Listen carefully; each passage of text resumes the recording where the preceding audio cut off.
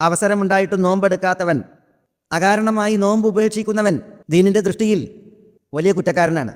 ശിക്ഷ വരെ അവർക്ക് പറയപ്പെട്ടത് ഗൗരവത്തിലാണ്.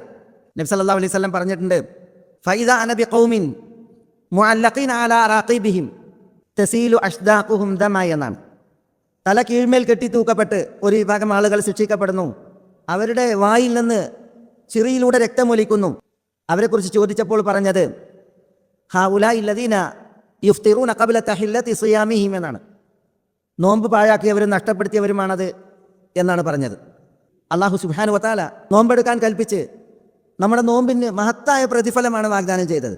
ഫൈനഹു ലാ മിസ്ല ലഹു എന്ന ഹദീസിൽ കാണാം, സ്വർഗത്തിൽ പ്രവേശിക്കാൻ ഞാൻ എന്ത് കർമ്മം ചെയ്യണം എന്ന ചോദ്യത്തിന് അലൈക ബിസ്സിയാം, താങ്കൾ നോമ്പെടുത്തോ, ഫൈനഹു ലാ മിസ്ല ലഹു, നോമ്പിന് തുല്യമായി മറ്റൊരു കർമ്മമില്ല എന്ന് നബി സല്ലല്ലാഹു അലൈഹി വസല്ലം പറഞ്ഞിട്ടുണ്ട്.